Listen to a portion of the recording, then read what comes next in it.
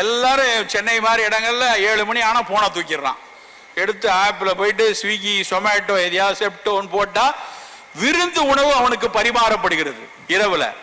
எங்க வீட்டுல நான் சின்ன பிள்ளையா இருக்கும் போது இரவு உணவு அப்படின்னா எனக்கு இப்போ ஞாபகம் இருக்கு, மத்தியானத்தினுடைய மீதி தான் இரவு உணவு.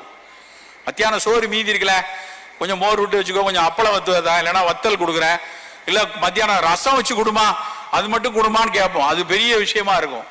இரவு உணவு என்பது ஒரு எளிய உணவாக எளியோர் வீட்டில் மதிய உணவீட்டின் மீதியாக இருந்தது. இன்றைக்கு பல வீடுகள்ல நடுத்தர வர்க்கத்தினுடைய வீடு, இன்னும் கீழே இருக்கக்கூடிய உங்கள் வீட்டில் கூட இரவு உணவு என்பது விருந்தாக மாறிவிட்டது. அது என்ன சார் விருந்து? ஆமா, நீ தேர்ந்தெடுக்கும் போது நீ ஸ்விக்கிலேயோ சொமேட்டோலையோ செப்டோலையோ தேர்ந்தெடுக்கும் போது என்ன கம்மங்கஞ்சியா தேர்ந்தெடுத்து சாப்பிட்ற? போடும்போதே அவனுக்கு என்ன சுவையா இருக்கும், எது மிகச்சிறப்பா இருக்கும், எது இந்த கார்டுல ஆஃபர், அந்த கம்பெனி என்ன ஆஃபர் கொடுக்குற